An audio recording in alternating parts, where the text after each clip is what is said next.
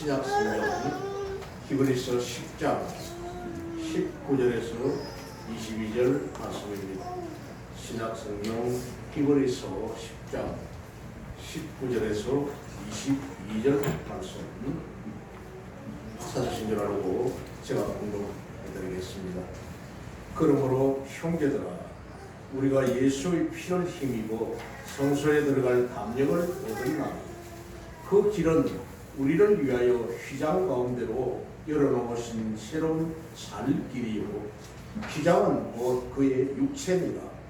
또 하나님의 집 다스리는 큰 제사장이 계심에 우리가 마음의 뿌림을 받아 악한 양심으로부터 벗어나고 몸은 맑은 물로 씻음을 받았으니 참 마음과 온전한 믿음으로 하나님께 나아가자. 아멘. 참 마음과 온전한 믿음의 성도, 오늘 첫 번째 말씀으로 은혜 나누고자 합니다. 특별히 오늘은 맥주 감사주일입니다. 이스라엘의 계절상으로 볼 때에 우리나라도 또 같습니다. 비슷한 계절을 가지고 있습니다만 5월, 6월 이렇게 되면은 보리와 밀을 추수하는 이런 계절이 됩니다. 그렇게 되면은 이스라엘 국민들이, 백성들이 첫 이삭을 하나님 앞에 올려드린다 해서 초실절이다, 초실, 또 아니면은 오순절을 7번, 7주일을 7번, 77, 49 그 다음이 며칠절로서 오순절로서 섬겼기 때문에 77절이라고도 이렇게 부르기도 합니다. 하나님께서 이 날을 절기라고 하나님 앞에 나와 축제로 절기라고 말씀을 하셨습니다. 출애굽기 23장 16절과 34절에는 맥주 감사에 대한 절기를 지키라는 말씀이 있고, 또 신명기 16장 9절에서 16절 12절까지의 말씀을 보면은 맥주 절기를 지키라는 말씀이 기록이 되어 있습니다. 오늘 말씀은 히브리서가 기록될 당시에는 AD 60년 후반이죠. 오늘 이 본문의 말씀이 맥주 절기와 무슨 관계가 있는가? 참 우리가 이렇게 시리즈 말씀을 나누고 있습니다만, 오늘 이 맥주 절기와 오늘 이 본문의 말씀이 너무도 아주 연관성이 많은 이런 내용인 것으로 보고는 참으로 하나님께서 참 특별하게 우리 성도들을 축복하시고 살아가신다는 것을 깨닫게 되었습니다. 말씀 속에서 이런 은혜를 마음껏 찾아보시는 여러분 되시기 바랍니다. 로마 제국이 기독교를 극렬하게 탄압하던 이 시기였습니다. 도처에 로마 제국 안에서 기독교인들을 극렬하게 탄압하던 이 시대에 배교의 위험이 끊이지 않았을 뿐만 아니라 이런 대대적인 박해 속에서 많은 기독교 지도자들이 순교를 당했다, 죽임을 당했습니다. 교회는 이때 믿음의 지도자들을 잃고 방황하고 있었던 이런 시기였습니다.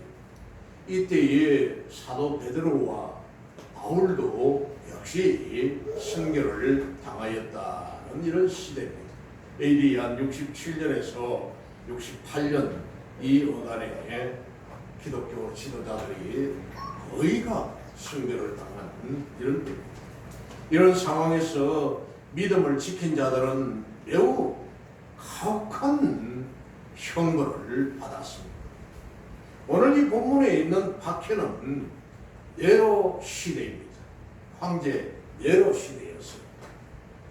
로마에 대한 이런 영화, 로마 시대에 대한 이런 영화를 본다든지, 또 우리가 아주 근간에 인기가 있었던 글래디에이트 여기에 보면은 막시무스라는 장군이 참 노예로 팔려가지고 나중에 황제와 그 원행 경기장에서 결투를 해서 황제를 이기는 이런 영화를 본 적이 있습니다만, 이런 이 로마에 대한 영화나 이 글래디에이티라는 이 영화를 보면은 그 당시에 기독교인들을 잡아서 우참하게 그 몸에다가 기름을 뿌리고 말이야.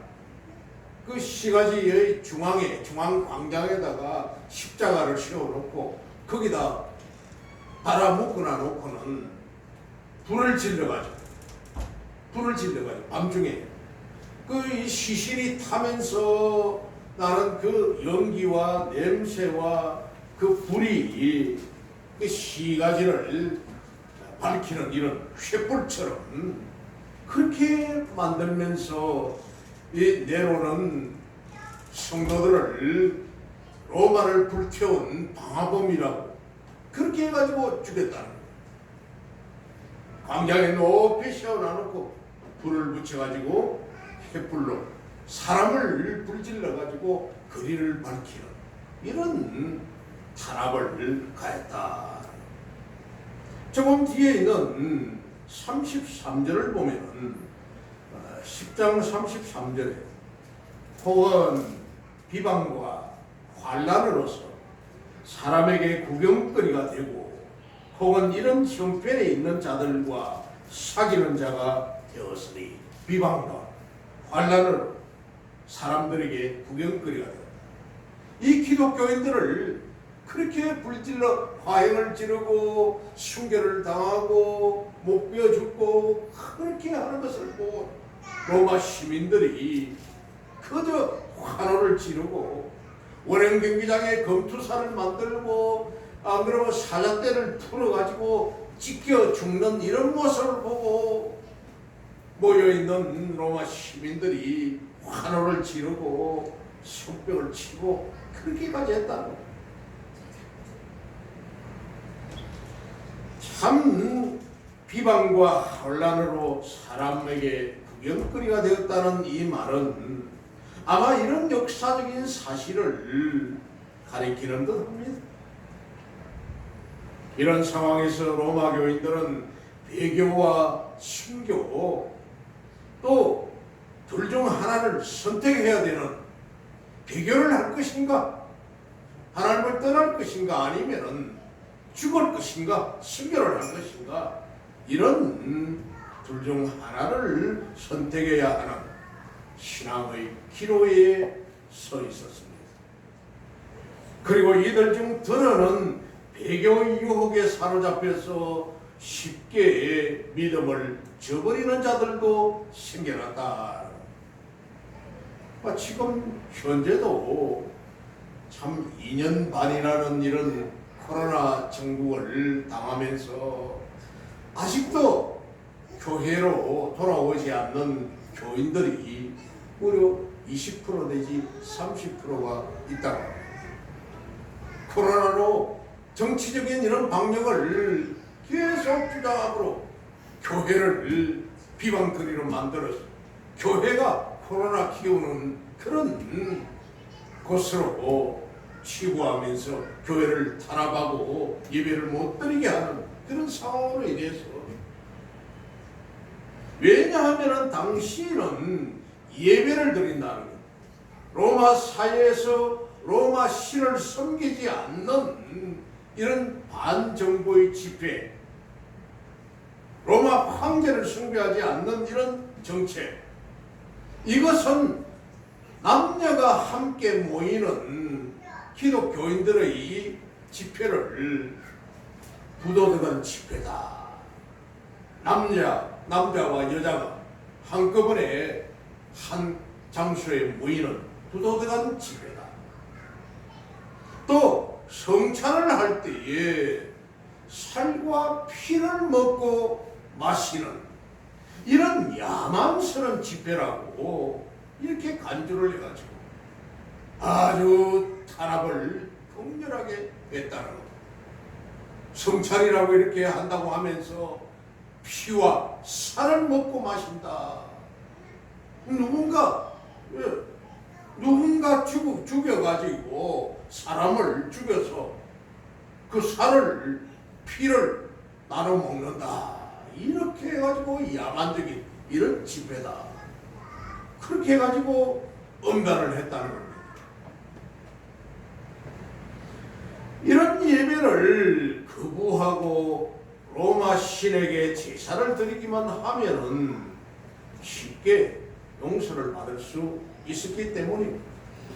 그러니까 이런 기독교인들의 예배를 이제 배제하고 자신들이 구하고자 하는 그런 방식대로 예배를 드리고 이러면은 오히려 그들을 살려주었다. 이런 급박한 위기 상황에서 오늘 기자는 이런 박해도 잠시뿐이요 잠깐 후면 그리스도께서 재림하실 것을 강조하면서 37절을 봅니다. 잠시 잠깐 후면 오실 이가 오시리니 지체하지 아니하시리라. 잠시 잠깐 후면 오실 이가 오실 것이다. 그렇습니다. 예수님이 다시금 재림하실 것이라는 이런 말씀으로 핍박받는 성도들을 위로하면서 아니 지금 2000년이 지난 이 시점에도 오지 않았는데 뭘 잠시 잠깐이라고 이렇게 썼느냐. 왜 그렇게 의심하는 분도 없잖아. 있을 수가 있습니다. 그러나 하나님의 시간은 하루가 천년이요 천년이 하루 같다고 했습니다. 하나님의 카이로스의 시간 개념은 눈 깜짝을 새라는 겁니다. 크로노스라는 인간의 시간으로 볼 때에 하루가 24시간이고 1년이 365일이지 하나님의 시간은 눈 깜짝할 사이라는 거죠. 여러분 그렇습니다. 예, 그제도 무슨 9.11 테러라는 이런 사건에 관한 TV 방송 나오는 걸 봤습니다만 그게 벌써 20년 전의 일이라고 그러네요. 참 어지간해 같았는데 20년이 되었대요. 제 같은 경우는 그때 40대였습니다. 지금은 이제 60대 후반에 70을 바라보는 이런 나이가 됐지 않습니까? 정말 눈 깜짝할 사이인 것 같아요. 어떤 어려운 상황에서도 결코 믿음을 저버리지 않고 끝까지 온전한 믿음을 견지하도록 그렇게 격려하고 있다는 겁니다. 사랑하는 성도 여러분, 비록 오늘날은 초대교회처럼 이런 외적인 박해와 타협, 이런 탄압 이것을 별로 심각하지는 않지만은 그러나 반면은 여러 가지 이단 사설이라든지 인간 중심의 신사상들, 인간 중심 신사상 하면 뉴에이지 같은 거, 뉴에이지. 또 특히 동성애 같은 거, 차별 금지라든지 동성애 축제, 퀴어라고 하는 무지개 퀴어라는 축제를 하면서 엄연한 짓을 당당하게 시가지 서울시청 광장에서 아니면 중요도시의 중심 그 광장에서 엄란한 이런 축제라고 하고 있습니다. 남자가 여성의 화장실에 들어가가지고 크게 자기의 용변을 본다든지 여성이 남자의 화장실에 들어가가지고 용변을 본다든지 이건 학교에서도 마찬가지 직장에도 마찬가지 남녀가 차별이 없다. 동성끼리 남자가 남자를 데리고 와서 며느리입니다. 여자가 여자를 데리고 와서 사입니다. 아니면은 며느리입니다. 이런 시대가 되었으니 이것이 바로 인간 중심의 신사상들입니다. 이단 사설, 신천지라든지 어머니 하나님 하는 것, 구원파들, 또 동방 신교림, 온갖 이런 더러운 이단 사설들이 지금 팽배하고 있는 시대. 그래서 끊임없이 우리 성도의 신앙을 이어하여서 눈에 보이지 않게 배교의 길로 몰아가고 있다. 신천지 교인이 20만 명이 넘었다고 합니다. 어머니 하나님 하고 있는 그런 하나님의 교회도 역시 20만 명이 넘었다고 합니다. 계속 숫자가 늘어난다. 그러니까 지금까지 사람들의 이런 사고방식이 뭔가 색다른 것을 추구하고 뭔가 종교도 색다른 것을 찾아가다 보니 그들의 입맛에 그의 귀에 달콤하게 들리는 그것이 그들을 미혹시키게 되는 요인이 되었다는 거죠. 그러기에 초대교회 당시부터 오늘날 이르기까지 세상의 모든 성도들은 너나 할 것 없이 모두가 하나같이 끊임없는 신앙의 위협과 도전에 직면해 있으며 이런 위협은 오늘날 그 정도가 더욱 심각하다는 겁니다. 이란 사이비가 득세하고 주일학교가 폐지가 되고 한국 교회가 위기를 당하는 이런 심각한 가운데 놓여 있습니다. 주일학교가 없는 교회들이 지금 거의 65% 이상, 약 70%가 주일학교가 없답니다. 학생들이 교회로 오지 않는데요. 손에 있는 스마트폰을 가지고 게임이라든지 그걸 가지고 놀고 있는 이게 더 재미가 있고 더 시간 잘 가고 그런 유혹 속에 새로운 신문물들이 이 아이들을 미혹하고 있는 것, 정신세계를. 학교 교사들, 제일 우리나라에서도 지금 변화가 안 되는 세대가 40대 세대라고 하고 있습니다. 그 40대 세대들이 왜 변화가 안 되느냐? 전교조에 물을 먹었기 때문이라고 합니다. 좌익 교사들에게 좌익으로 가르치는 좌파 교육을 받아가지고 이 아이들이 변화가 안 된다. 6.25는 엄연히 북한에서 남한으로 공격을 하여 사흘 만에 서울이 함락이 되는 이런 사건이었는데도 불구하고 전 우리 한반도가 초토화가 되었던 이런 험악한 전쟁이었는데도 불구하고 남침이라는 것을 가르쳐가지고 남쪽에서 북쪽으로 침략해가지고 압록강까지 올라갔었다. 이렇게 가르쳤다. 정말로 오늘 이 본문은 단순히 초대교회 당시 성도들만을 위한 권면의 차원을 넘어서 오늘날 우리 성도들을 향한 권면입니다. 아멘. 아멘. 이러한 세속 문명과 이단 사슬이 준동하는 이 세상을 살아가는 우리 올바른 신앙을 가지기 위한 우리 성도들의 자세는 먼저 맑은 양심과 온전한 믿음을 가져야 한다. 맑은 양심. 오늘 기자는 22절에서 참마음과 하반절을 보니 온전한 믿음으로 하나님께 나아가자. 참마음이라는 이 말은 간사함이나 거짓이 없는 마음입니다. 그 마음이 참마음이에요. 간사함이나 거짓이 없는 마음. 오늘날 이상하게 되어버렸습니다. 이 사회가 거짓이 참이 되고 참을 거짓이라고 말하는, 오히려 거짓을 말하는 일개 목소리가 더 큰 시대가 되어버렸습니다. 오늘 성경은 참마음이라고, 간사함이나 거짓이 없는 마음, 또 진리에 의지하여서 신령과 진정으로, 즉 영과 진리로 하나님을 섬기고자 하는 마음이라는 겁니다. 이게 바로 참마음입니다. 요한복음 4장 24절에 있는 말씀처럼 하나님은 영이시니 영과 진리로 예배할지니라. 신뢰와 진정으로 예배할지.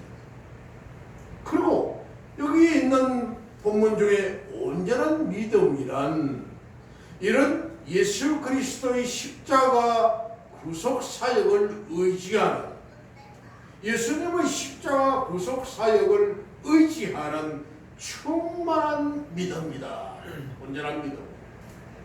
예수님의 그 구속 사역을 믿는 온전한 믿음, 충만한 믿음, 또는 반석과 같은 굳건한 믿음이 온전한 믿음이라는 것이죠. 아멘.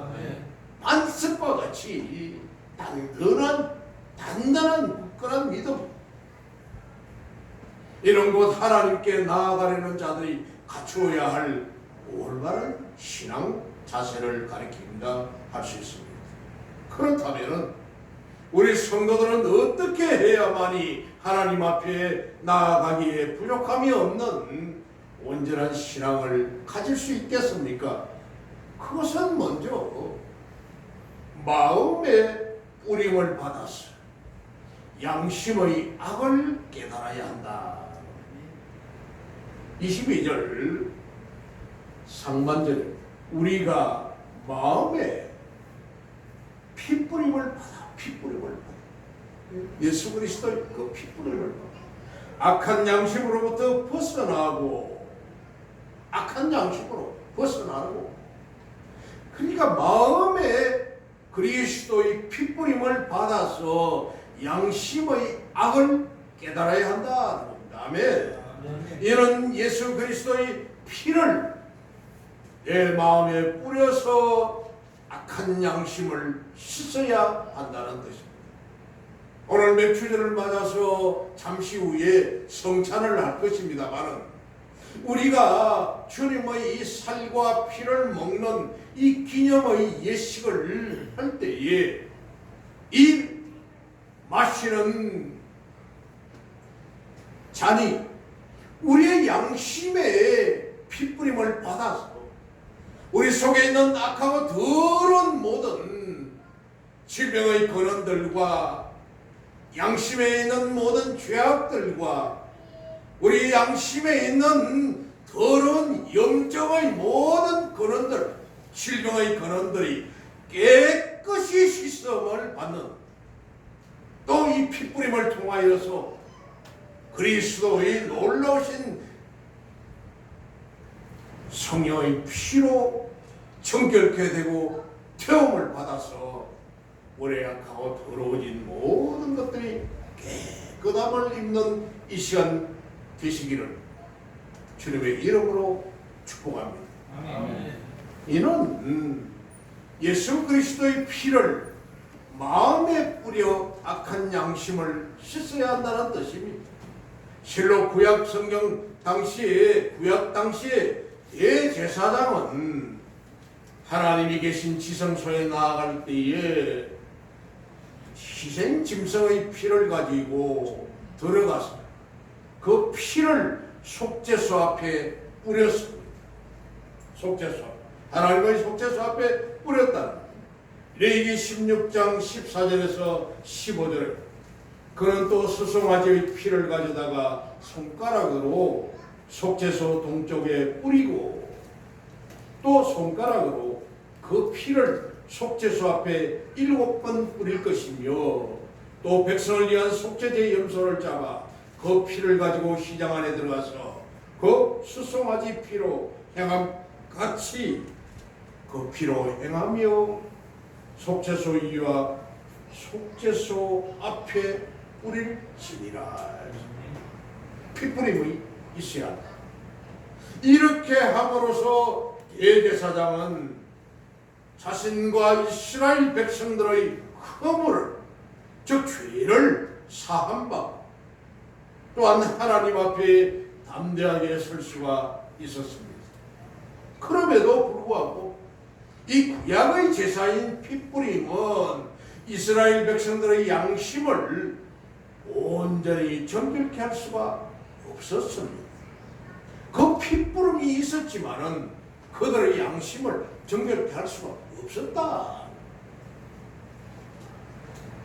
본문 앞에 있는 9장 9절을 보겠습니다.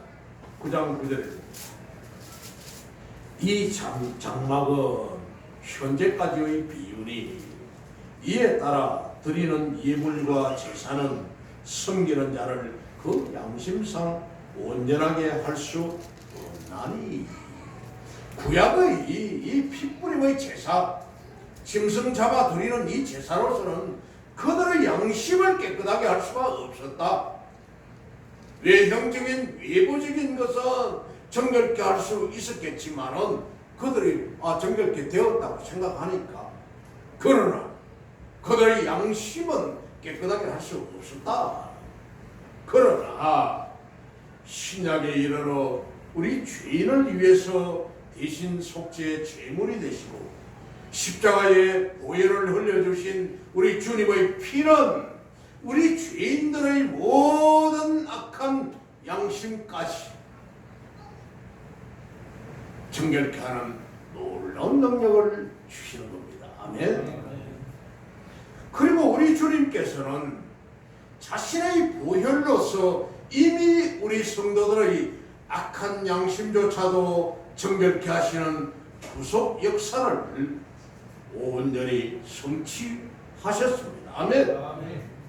그러기에 우리 성도들이 하나님 앞에 나아가기 위해서는 이제 이런 주님의 보혈의 공로를 온전한 신앙으로 믿기만 하면 되는 것이죠. 아멘. 그래서 신학자인 다제라는 분은 우리 성도들이 악한 양심을 씻는 길은 우리 주님의 보혈이 우리 성도들의 악한 양심까지도 온전히 정결케 하셨다는 사실을 굳건히 믿는 것이다. 아멘. 주님의 이 보혈이 우리의 양심까지도, 악한 양심까지도 깨끗하게 씻으셨다 하는 것을 우리가 분명하게 믿는다는 겁니다. 아멘. 믿어야만 된다는 것이죠. 그리고 또한 우리의 양심을 깨끗게 하기 위해서는 몸을 맑은 물로 씻어야 하는 겁니다. 22절 본문을 다시 봅니다. 몸은 중간절을 본다. 몸은 맑은 물로 씻음을 받았으니, 몸은 맑은 물로 씻음을 받았으니, 그랬으니 참마음과 온전한 믿음으로 하나님께 나아가자. 먼저 마음의 핏부림을 받아 악한 양심으로부터 해방되고, 또 몸은 맑은 물로 씻음을 받았으니, 이는 곧 구약의 대제사장이 하나님 앞에 나아가기에 앞서, 즉 지성소에 들어가기 전에 정결한 물로 몸을 씻고 결려의 의식을 행했듯이 신약의 성도들이 그리스도와의 연합을 상징하는 세례 의식을 통해 영육이 온전히 정결케 되어야 한다는 것입니다. 아멘. 지난주에 우리 유아세례 기현이 유아세례와 우리 박성대 성도님의 세례식이 있었습니다만, 이게 바로 몸을 깨끗이 맑은 물로 씻는 겁니다. 양심의 핏부림을 받았어. 오늘 또 성찬을 통하여서 주님의 피를 기념하는 이 예식에 참여하여 우리 양심의 깨끗함을 잊고 세례를 통하여서 우리의 몸을 정결케 깨끗하게 하여서, 그리하여서 영육이 온전히 정결케 된다는 겁니다. 이것은 곧 우리 성도들이 세례를 통해 죄사함의 은총을 입고 성령의 거듭나게 하는 중생의 체험을 통하여서, 중생, 거듭남이죠. 중생, 한자어로는 묵을중자에 날생자를 씁니다마는 묵을중자이면서 거듭날 중자로도 같이 쓰고 있습니다. 우리는 이 중생이라는 이 뜻이 바로 거듭났다는 겁니다. 세례를 통하여서 나의 옛 사람이 완전히 죽고 물에 빠져서 완전히 죽어버렸고 다시 살았다. 중생의 체험을 우리가 하는 것이죠. 이 체험을 통하여서 우리는 성화에 이르는 삶을 떠나는 겁니다. 할렐루야. 세례를 통한 그리스도의 이 피뿌림을 통하여서 양심의 깨끗함을 입고 세례를 통하여 육신의 깨끗함을 입어 성화의 중생의 체험을 하는 이런 삶을 우리는 살아가는 겁니다. 그러기에 기독교에 있어서의 씻음, 이 세례 의식은 구약의 외적 정결과는 대조되는 구약에서 말하는 짐승 피를 받아서 뿌리는 이런 외적 정결하고는 바로 대조가 되는 내적인 심령의 정결을 가리킨다 할 수가 있습니다. 아멘. 사랑하는 성도 여러분, 이처럼 예수 그리스도의 보혈의 공로를 믿는 믿음으로 양심이 정결함을 입고 세례를 통해 변화된 삶을 사는 이러한 신자야말로 진정 하나님 앞에 나아가기에 합당한 자인 것입니다. 아멘. 이제 참 2022년을 시작한 지가 엊그제 같습니다만 우리나라에도 엄청난 변화가 있었습니다. 전 정부의 5년이라는 기간이 끝이 나고 새로운 정부가 탄생하였으며 각 지자체의 수장들이 또 세워졌으며 교육의 수장들이 새롭게 또 세워졌으며 많은 변화를 가져왔던 지난 상반기였습니다. 상반기에 혹시 우리가 믿음으로 우리가 더욱더 회복되었다면 오늘 이 말씀을 통하여 힘을 얻고 남은 2022년 하반기를 승리하며 살아가는 우리 모두가 되시기를 우리 주님의 이름으로 축원합니다. 아멘. 기도하겠습니다.